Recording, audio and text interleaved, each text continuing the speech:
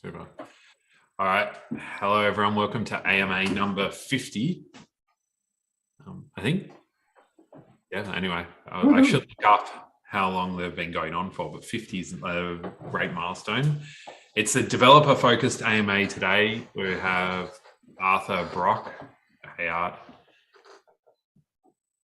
and Eric Harris-Braun. Hey, Eric. Hey. Good to see you guys. So we're going to crank through some developer-focused questions today.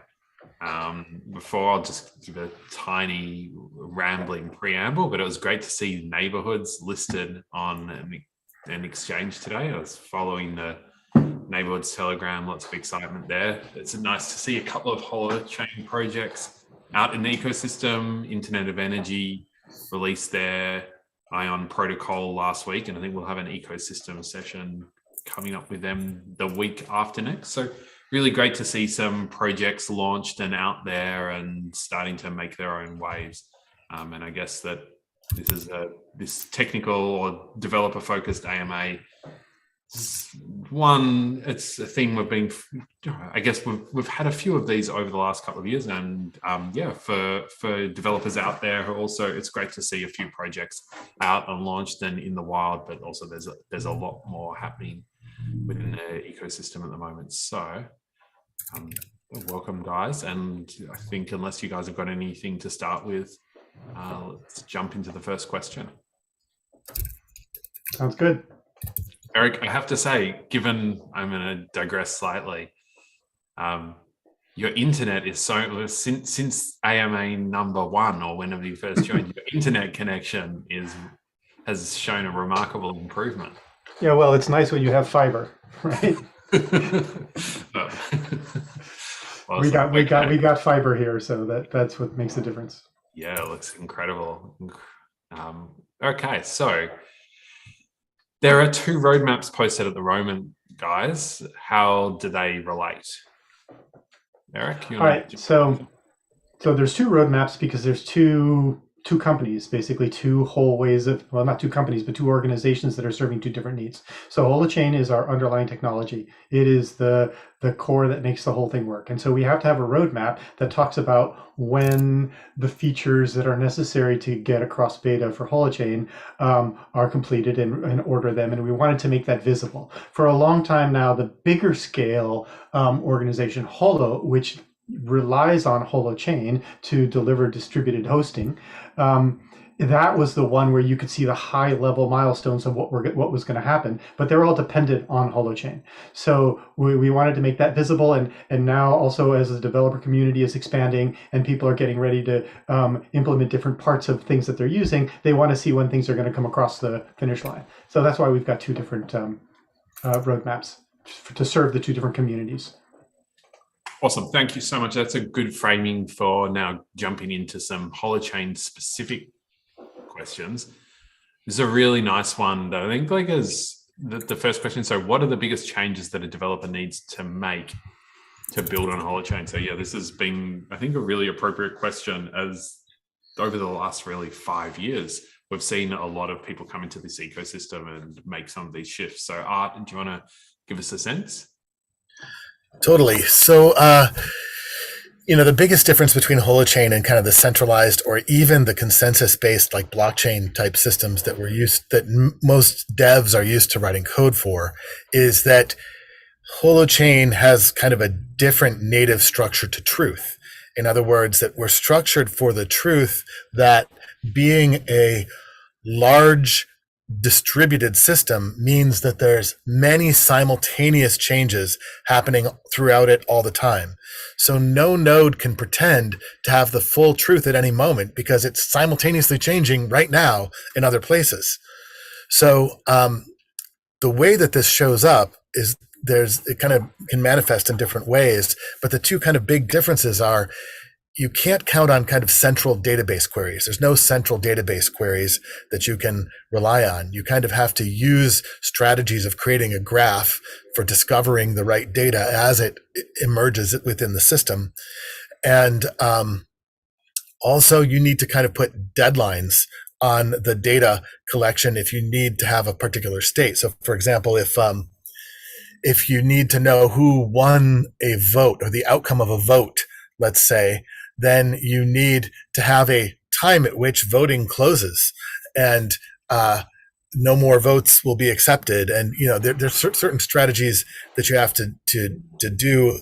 But the interesting thing is that they're the same kind of strategies that we use in the real world to collect data. Like when we do voting in the real world, voting stations close at a particular time, and you know that you have collected all the votes when you've collected the votes from each voting station.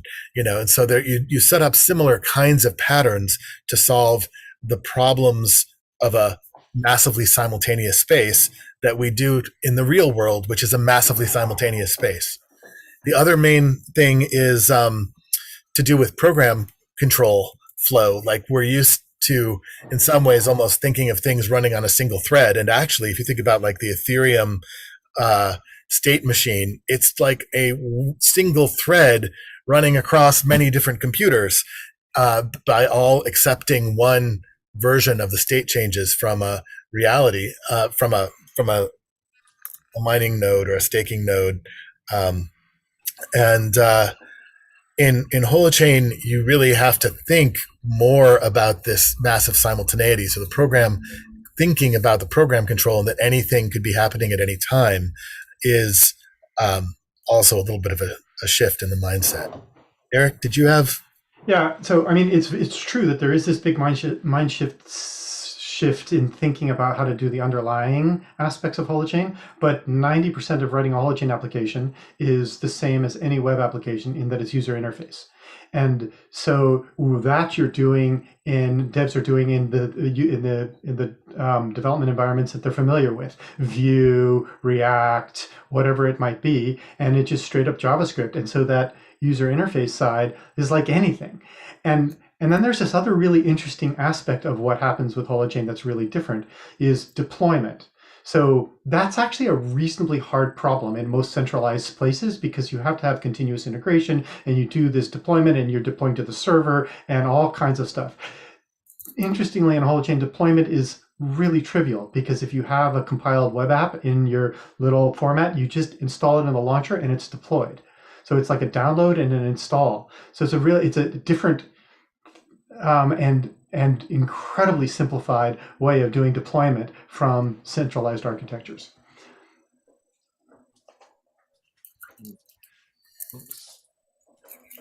So that's different, but it's simpler. Thanks so much, Eric. Okay. Oh, nice question. So do you think the DHT architecture will fit into the Web3 ecosystem, being that it's so different from current paradigms?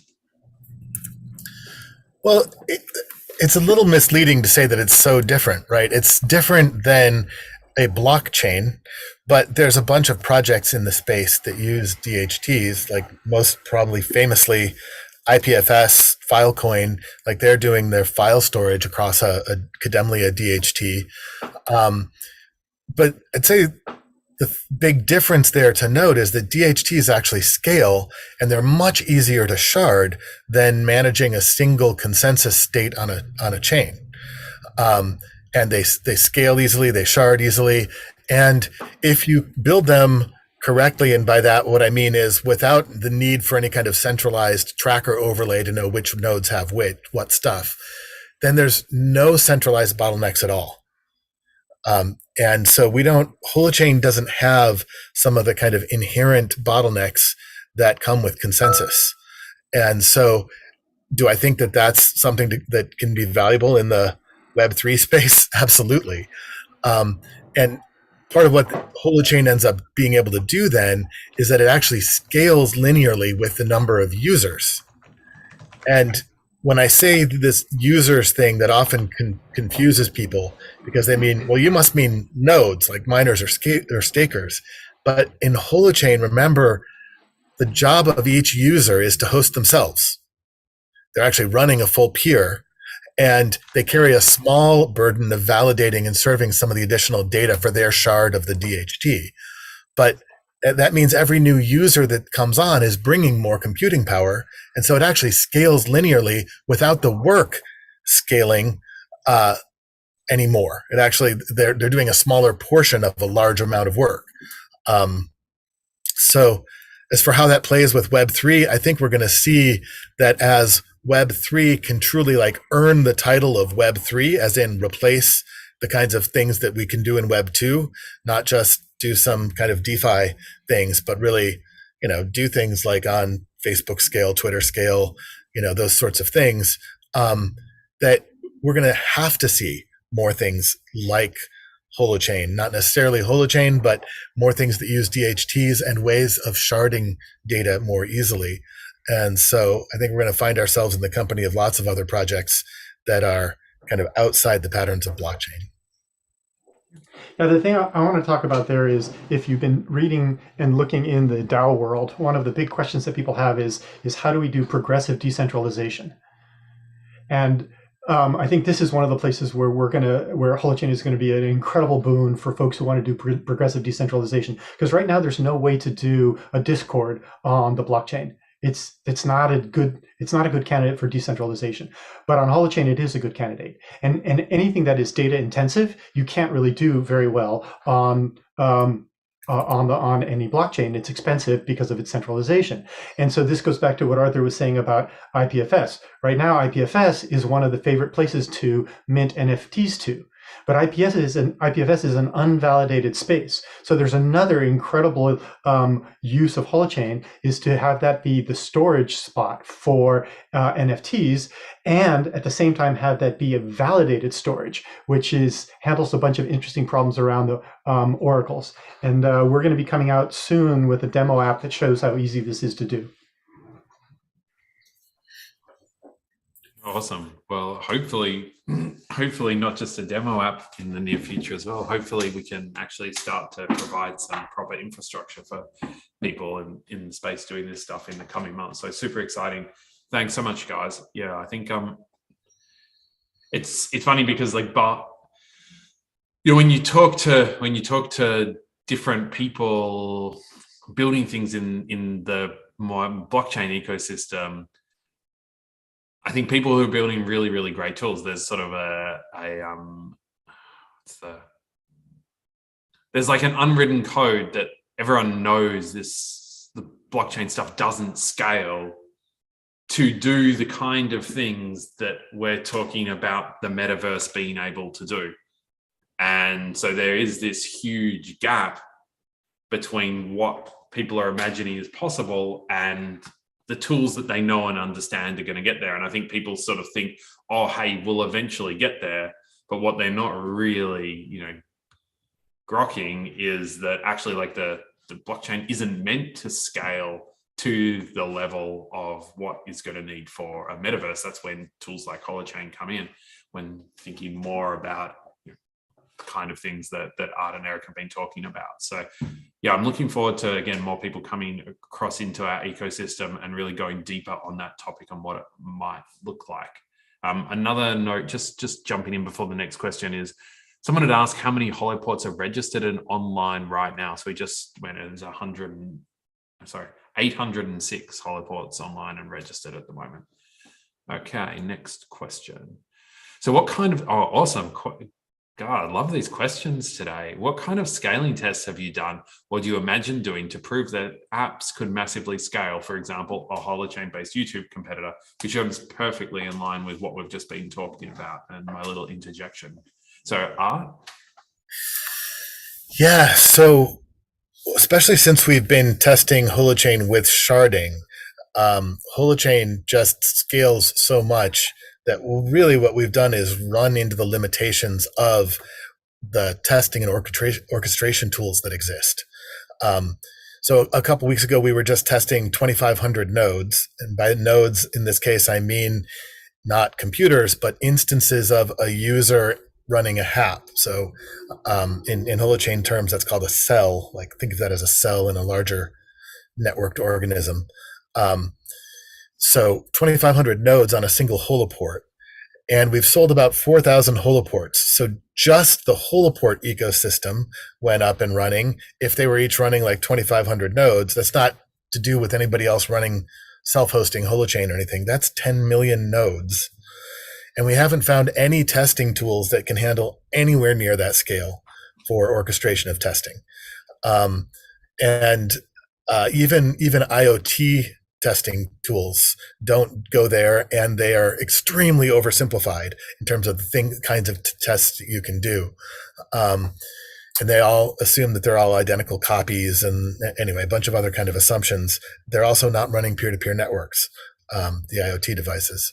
So our current version of our test framework, Triorama, our test tools start to kind of max out at their ability to do any kind of serious or practical tests around 5,000 nodes. And we're currently in the process of planning a replacement for that actually functions in a fractal manner. So for example, you could have one Triorama node running 1,000 or supervising 1,000 other Triorama nodes, each of which are supervising, 1,000 test nodes. You start getting, as you scale that 3 levels deep, you've hit 1 billion peers.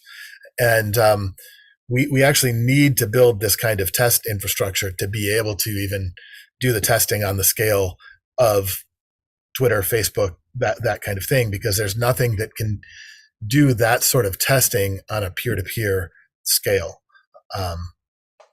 Yeah. I want to interject. I just this second went to ethernodes.org to find out how many Ethereum nodes are running right now.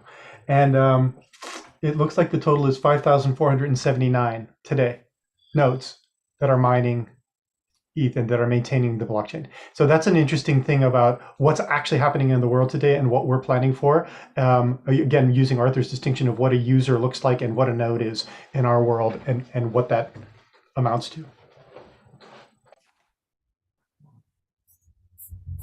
Thanks, Eric. Some great sound bites there. All right. In what ways do you see warrants being used? And do you see any scalability issues with warrants if someone decided to attack on a larger HAP network? And if you're not going to, I think basically just giving a little bit of context around warrants as well.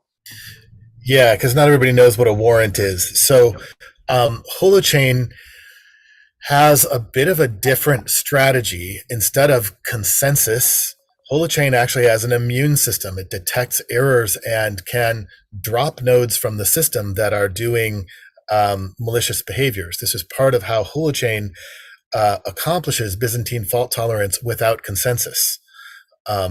So every time a node receives data that was published from somebody's source chain, they actually have to validate it before they can serve it out as part of like their little shard of the DHT that their job is to service. When they validate the node, they produce a piece of data. They produce a validation receipt, and if it's a valid outcome, they send that back to the author, and that gives the author some a bundle of proof, essentially, about like when the network accepted the thing that they published. However, if it has a negative validation outcome, it's basically a negative validation receipt, it produces what we call a warrant. A warrant is circulated differently. It doesn't just go back to the author of the data. It goes to the neighbors holding this data. It goes to the neighbors of the author holding the data, and it goes to any other nodes that are associated with that piece of data, meaning a piece of data has a header and a body sometimes, and the header and body or entry may be being stored in different parts of the DHT. We tell the other people in the other parts holding this thing that our portion of validation failed. What we do with a warrant, a node just basically takes the action that somebody performed and signed, and they just wrap it in a little, it's actually a validation receipt structure still. It just has a negative validation outcome. And they sign that receipt, and it gets gossiped around so that anybody else receiving this can check the work for themselves. They can say, hey, did the person take an invalid action on their source chain, or is this node circulating a fake warrant? And they can validate it for themselves because everyone running a Holochain app has the same validation rules. And so in answer to the original question, do we see any scalability issues with warrants? The scalability issues are basically the same as scalability for validation in general. The only difference is that validation receipts go back to a fewer number of people, and warrants get gossiped around so that everybody can drop the bad node. But one of the things that means is that a node can really only be bad once before people on the network drop that node. So if you're thinking about like spamming the network with bad data, very quickly, nobody in the network is listening to you anymore because they've dropped you for producing bad data. And so fundamentally, the defense here is still what we recommend for apps is that you have some sort of basic Sybil defense. You don't make it easy for people to just manufacture nodes. Whether you do that through a proof of work on your joining entry or a proof of stake or requiring an invitation code or something like that, the difference is that instead of that being a consensus algorithm in Holochain, it's something you do once when you join. It's not a bottleneck on every action. It's just a bottleneck on joining. And it's just a way of keeping it so that you can't fill a whole network with fake nodes, and making it hard to do that. And so if you do that, if your app has some kind of Sybil defense joining membrane, then I don't think there's going to be a problem with warrants scaling. If you don't, then yeah, people can make cheap nodes to throw bad data out there. Okay, so the next one, how will integration with a blockchain protocol work? Do I need to have a call from inside the DNA to an API of the blockchain? And if so, does this open security issues because I'm not getting a hash to assure me that the source code of Bitcoin is the thing I'm communicating with? So that's an interesting question. It's a good one. And it speaks to the general difficulty of when you have an enclosed space like a distributed ledger, how do you get the two enclosed spaces to communicate with the other and have some kind of shared reality across them? That's, I think, the fundamental question that's being asked here. And so yeah, you have to do that. And we won't do that from the inside of the DNA. It's like you can't make a DNA to blockchain call. That has to happen at the agentic level. Outside that, the agent who is responsible for connecting and bridging the two spaces needs to do that. Well, what I can do is give a little bit of a technical answer, since this is a dev-based AMA, about how to do that. And I'll do an example with NFT storage. So if what you're trying to do is you're trying to mint an NFT over in Ethereum land, and you want to store that NFT in Holochain land, it kind of goes like this. You start over in the Holochain world where you commit an action, which is the NFT, whether that be an artwork and you're actually storing the artwork there, or if it's a record of something in of a receipt in I don't know, like in housing transfer, some record that you want to be storing in some place. But what you have to do is you have to include in that record that's stored in the Holochain DHT, in the entry, you have to include the Ethereum wallet, right? And so basically there you have committed something in your chain that also has an existing wallet that you also have control of over in the Ethereum land. So then what you do is you take the hash of that entry, which by nature of a hash has hashed that wallet in it, so you've related it, and that hash is what you use to commit when you're minting your NFT. So now you've committed and you've linked it on the NFT side, the hash, so you have a link in both worlds.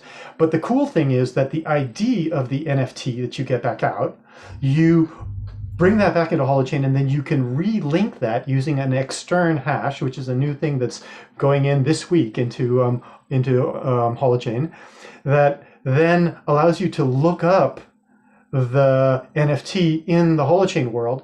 And because it's all validated, because that link will only be committed if it's validated to cross-check with the signatures that it was made by that Ethereum address and by that agent, and then you have this like locked in place nature of the data on both sides. And so that's the pattern that you need to do to link these things together, and you do it at the agentic layer through the UIs or the system that's actually going to call that. You have to have that kind of connection. And of course that can be automated. You can have that kind of stuff running with automated agents if you need to make that efficient, but that's the basic pattern that you would have.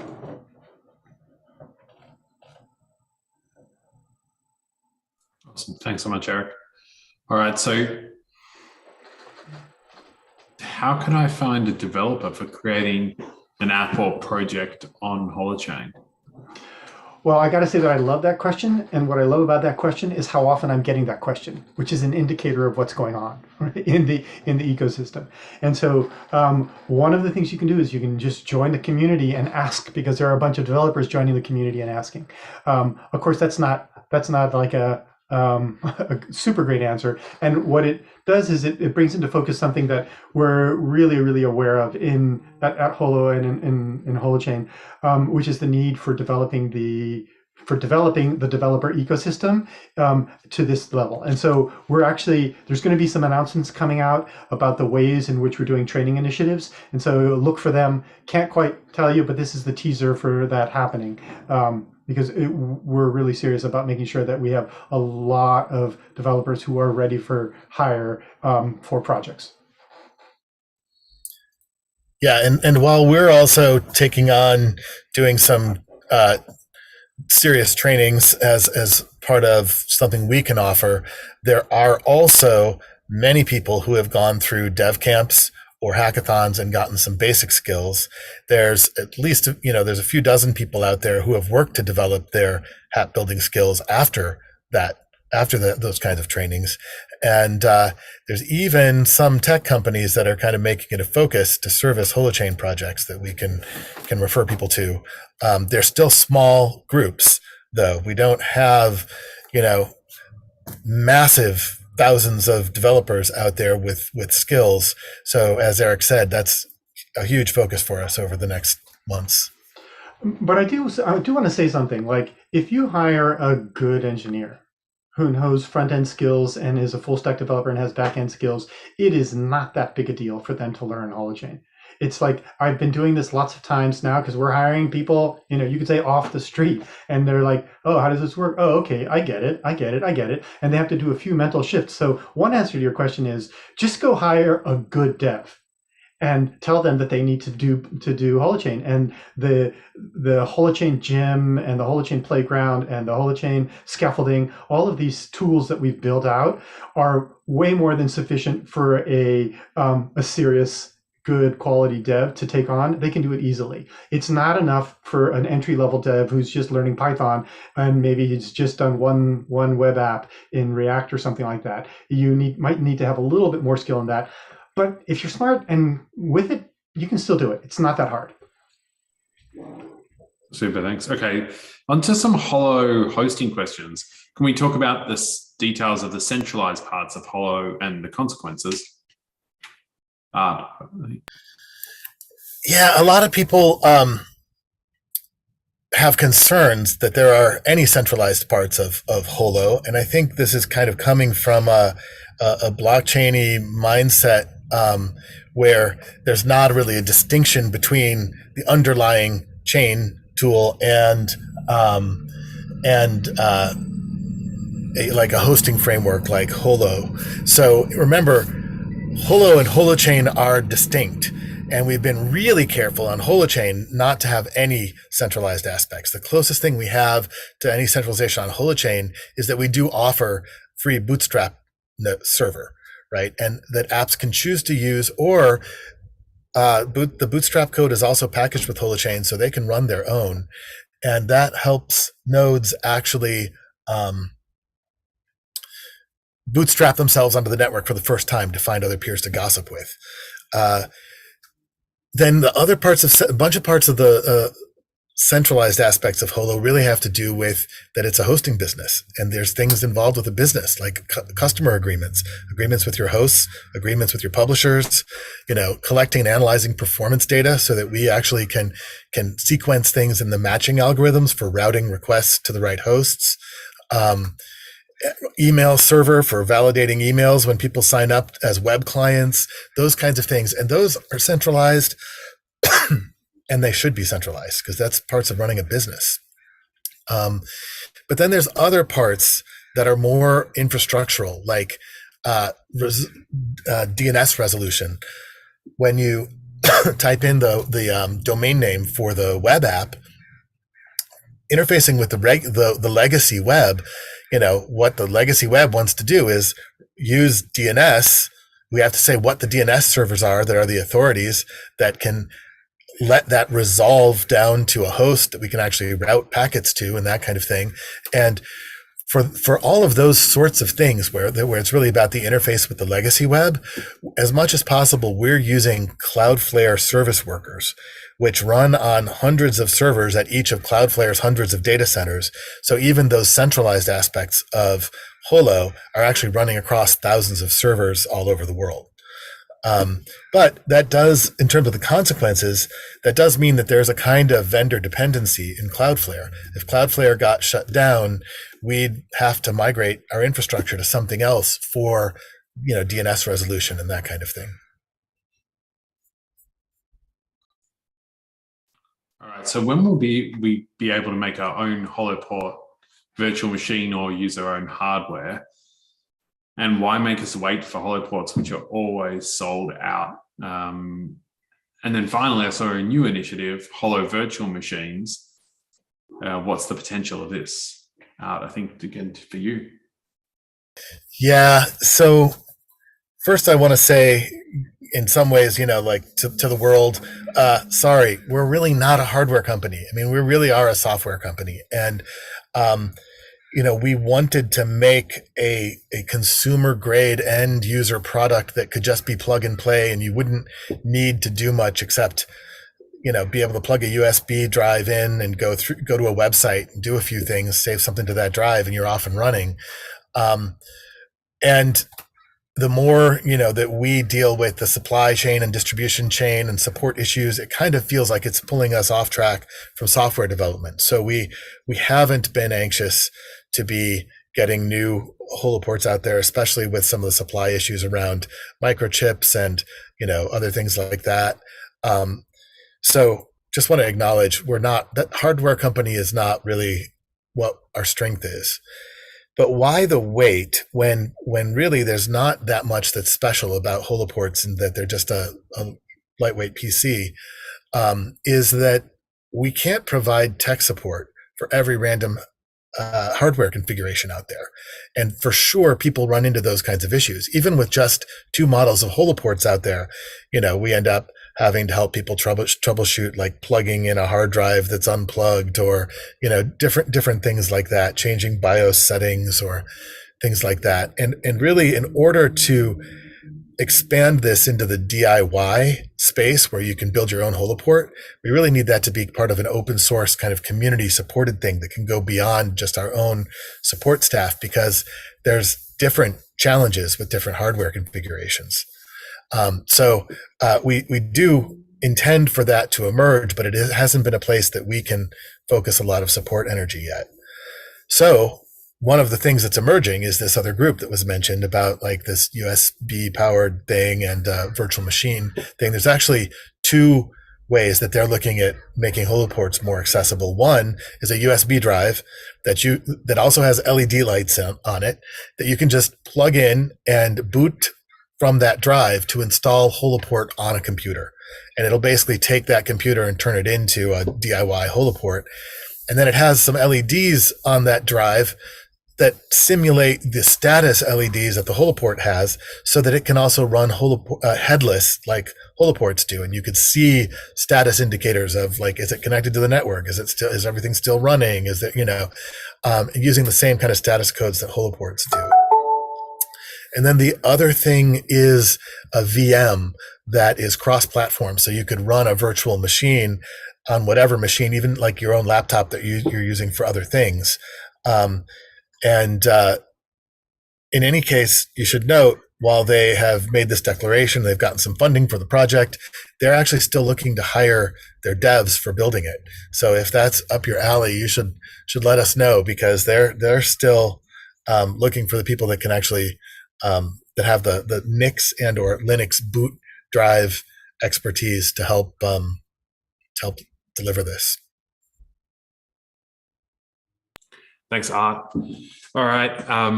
When someone requests hosting from Holo, will they be randomly assigned, or will the user be asked to select a specific host to work with? And will the location of a host be shown? And what will that make a difference in speed or any other performance factor? Yeah, so the way it works is that initially there's random assignment of holoports because remember you start out in read-only mode where you might be going to a website and you haven't written anything to your chain, and so random holoports for every single read-only thing. But as soon as you log in, as soon as you're going to be writing something to a chain, then then a specific holoport is selected for where that chain is going to be written to. That is keyed with your agent ID and your identification. And so that is randomly assigned as well. It is not something that you get to pick. And we have included in that some triple blind algorithms that prevent hosts from like driving traffic to their particular holoport. So you have to make sure that that works well, but that's also a random assignment. There is a question about how performance works with this. And so one of the things that we're planning for is tranching, where people can select when they're publishing, they can select what they need, what kind of characteristics they need for performance, because that will make a difference depending on, for example, jurisdiction or where they're at. And so the actual level of what you'll be able to choose in those tranches, I don't think we've ended up deciding completely, but maybe Arthur, you want to speak a little bit more to that or some more about this. Did I say triple bottom line? Okay. What I meant was triple blind algorithm for doing the randomization. That's hilarious. Yeah, so I actually just want to say something about what we mean by triple blind. It means that there's inputs that come from Holo, and it's the input from Holo is this tranching that Eric's talking about. Inputs that come from the web client and inputs that come from the host that get mixed together to do the routing. And so since nobody can control all of the inputs, nobody can control which host gets routed to. So it even keeps us honest. We can't just say, oh yeah, we like this host better, we're going to route traffic to them. It's part of how the system stays fair for everyone, is that the three players involved are each contributing an input that is used together to produce the choice and the output. And it's blind. You don't know how that output is going to be generated. And so the initial thing is randomly assigned, but once you've got a source chain, you'll go back to the ones that are holding your source chain. And then the only thing I want to say is that about the location stuff, like Eric said, it can be a requirement of the apps, like that it can't run in certain jurisdictions or it must run in certain jurisdictions. Like in Canada, all governmental agencies are required to host their data inside Canada. And so if you have a governmental agency using an application, then they can only let it be hosted by hosts in Canada. And so that may be a part of the requirements, but it isn't something that's made visible once you've been assigned a host. It just may be a part of the candidate list of who can be hosts. Yeah. And eventually we want to be able to support things like you might select something that says that I need this app to be in HIPAA compliant service, where certain security levels are needed. And so then as a hoster, you want to be able to say, okay, I have lived up to that and I've signed that agreement that my host is inside the kind of safety backup space and so on. And that would be part of what is enabled by having this kind of tranching. So that would also affect performance. You might do the same thing. I need something that's this close to a backbone with this low latency. So that would be a possibility. Cool, thanks. Okay, I'm aware of time, and there's about 4 or 5 other questions we wanted to get through. So let's see. So let's see if we can rattle through a few of these. But there is when are you going to get to mainnet? When beta will you launch this year, and why is it taking so long to launch? I mean, I know it's not a rapid question, but yeah, there were just a lot of people asking variants of that question that I think it's worth giving an answer to. First of all, there is no mainnet for Holochain. There kind of is for Holo. And so Holochain, each application is its own peer-to-peer encrypted network, but there is a stability threshold that we're about to cross which is where the HTK becomes stabilized. We release a HTK 0.1 version instead of 130 something or whatever that we're currently on. And we are about to be doing that in the next weeks. And then we're hoping, shortly after that, that we can actually move Holochain to a beta state and declare Holochain is something that's stable enough that you can build long-running apps on without us breaking your apps every week as we put new features into Holochain or fixes into Holochain. But I want to say something also about the timing, because it has been years in coming. And when we did our community offering of Holo tokens, we actually started a rebuild project on Holochain, and we chose to rebuild on Rust because we wanted to be able to compile the WebAssembly and all that kind of stuff. And there were a lot of delays from the learning curve, from the types of tools available in Rust. Rust was still a fairly immature language, and even more so, the kind of tooling around WebAssembly was extremely immature. It made it such that apps became kind of a black box that were close to impossible to debug. But we also spent some time. We invested the time in building another state model that was a little bit different than Holochain's cryptographic kind of sharding state. It was a Redux state model overlay. And that version of Holochain got really complex, having two state models, and actually became unfeasible to move forward with. And so we got that, and that took us, that took a year and a half to build that version, and then to abandon that version and build another one, which was known as RSM, or refactored state model, which was basically refactoring the state model to only have the cryptographic state really as the focus of Holochain. That everything has been picking up momentum and kind of back on track since we've released that, and also much more feature complete and higher performance. And so it's like we went awry for a bit there and had to correct and fix that issue. Eric, did you want to say anything about? Well, all I wanted to say is the experience of momentum that we have now. So yeah, it's true. That was a path that we went down that needed to be corrected on. And so that's part of the answer around the time.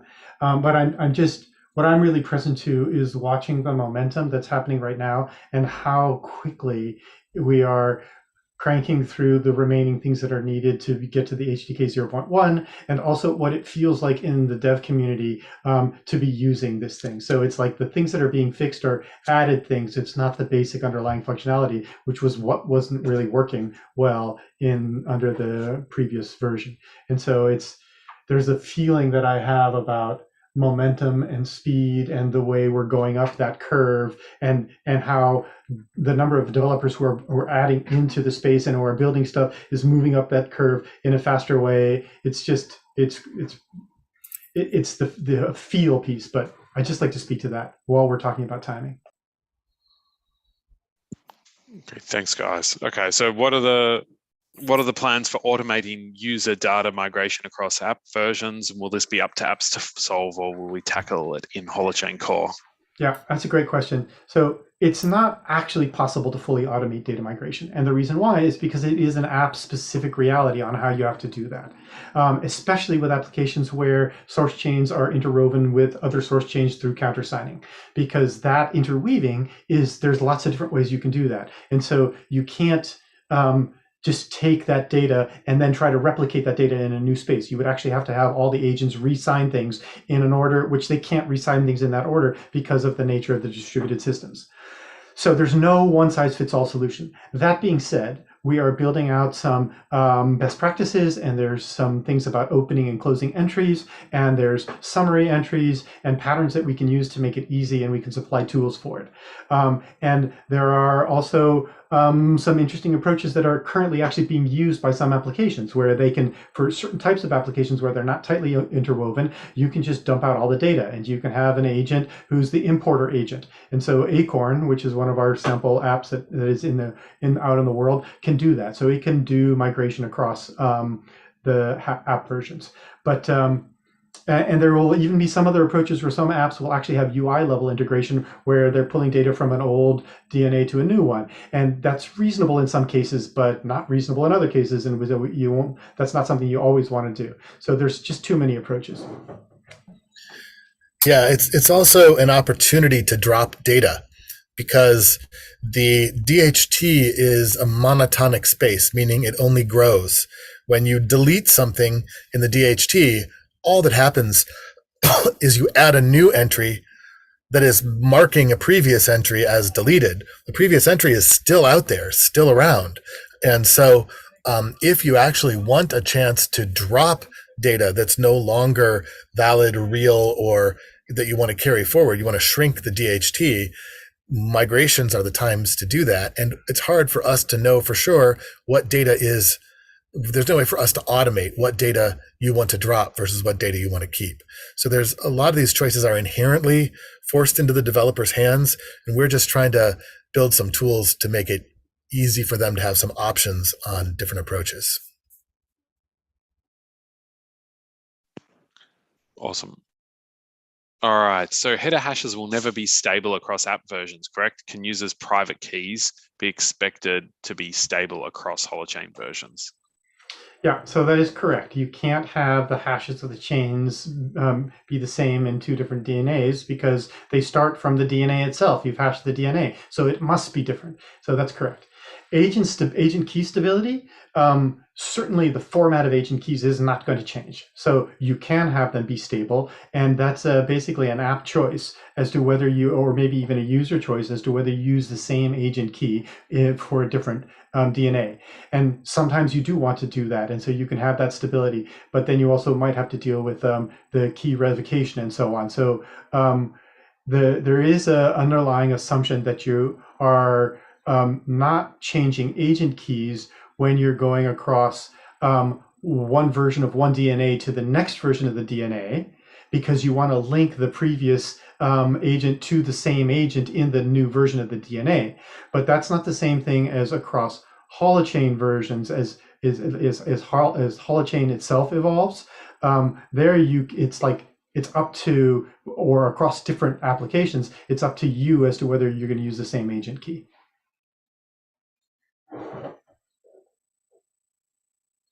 Do you want to say anything on this one?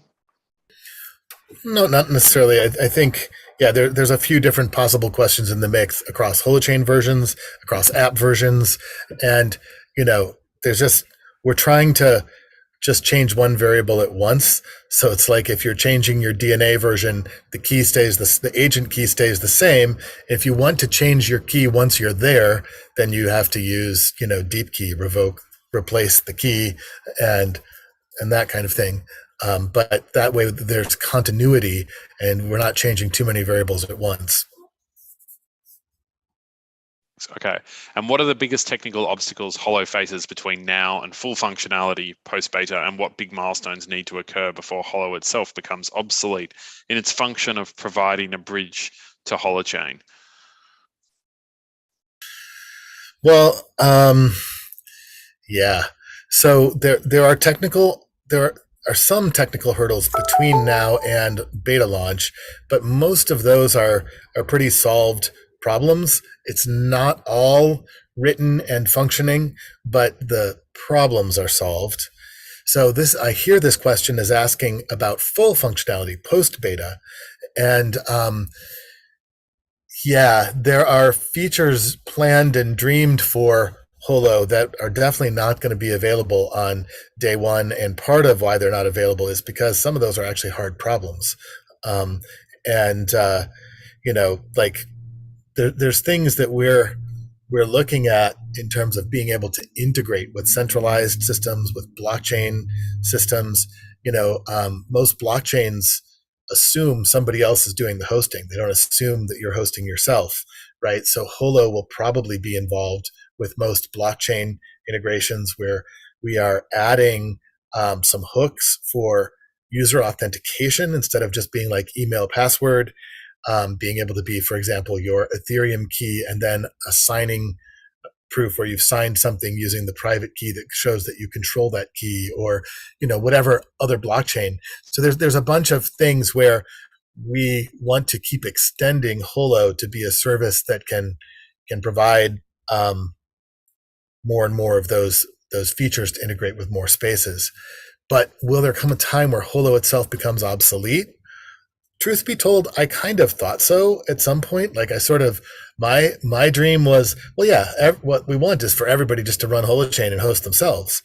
But when you start to think about it, there's use cases that make hosting desirable, like when you're traveling and you want to be able to walk into an internet cafe and log in from any computer, or IoT devices that are maybe that are so small, Arduinos or things like that are never going to run their own Holochain node, and they need to be able to pull data from hosted client or hosted instances of things. I think there's going to be an ongoing reason for hosting, even if we get Holochain built into every web browser, so that all users are running things themselves, like, yeah. You're probably just speaking from 25 years into the future then. Super, Yeah, but okay. that being said, like one of the things that Arthur was mentioning, that integration with Ethereum and blockchain, that is not a hard technical problem. Again, we will be having solutions for that running already on the Holochain side. Like, I've been building that recently. It's just that getting it integrated well so that there's a good user experience, that is going to take a little while to do, and that'll come down the line. So this question is also about big technical obstacles. So yeah, that's not a technical obstacle. That's much more like a human obstacle. Well, I would underscore what you're saying, that a bunch of the obstacles are in usability. So we can technically do things like key management, but we can't figure out a way to make key management reasonably usable to Holo hosted web clients right now, for example. So in the first stages, Holo hosted keys are not going to be managed. They're going to be claimable to be managed. If you wanted to run Holochain and then run it and then manage it through that system, you could claim your keys. But there's things where it's like literally the technical problem is simplicity, making something usable enough to users. Yep. Yeah. Also, from a non-technical perspective, I think what we're pointing to in this AMA, and you can start to hear some of the things Eric's working on, Art's working on, I'm working on. Like, you don't just end up with this ecosystem because you've solved technical problems. You also have to fill a space where what you're doing matters to all sorts of people, and so you start then working on solutions together, and one solution layers on another, uses another, and that's been the nature of the ecosystem we've been cultivating, the relationships we've been cultivating over the last 4 or 5 years. And we're also going to start to see that with the tools that we're building. So again, I used to always say in these AMAs, like, when people would ask what's the most exciting thing, I was like, the thing that I can't imagine someone building. And right now it also seems to me that there's some possible really cool applications that can start coming online relatively quickly that can have quite a big impact, that might mean that actually the biggest technical obstacles Holo face, maybe they'll be different, or maybe the person asking the question will start coming from a completely different orientation, because Holochain's building all this awareness in a space that we hadn't considered or we hadn't been talking about. So I think, like, we're really starting to move into this realm of really exciting possibilities. Yeah. Anyway, I think that's us for today, guys. There are some pretty good questions also. I'm conscious we've just done the 55 minutes, so we might petition and have another developer focused AMA in the coming weeks. because I think there's some really, really, really rich stuff here, and I know there's some other great questions. But in the meantime, Eric, thanks so much for your time. Pleasure. Thank you. Art, I'm glad that your parking space wasn't interrupted. Thank you for your time. And guys, yeah, thank you. That was AMA number 50. We'll see you in the next month or so, no doubt. And yes, stay tuned to a lot of the things that are happening in the ecosystem. And for those of you joining, hopefully you can check out the Internet of Energy ecosystem session in a couple of weeks, and all of the phenomenal progress in the dev pulse and stuff that's going on in the community. So thank you for being part of it. Yeah, it's going to be a great year. Awesome. Thanks, David. Thanks, everyone. Good questions. Yep. Thank you.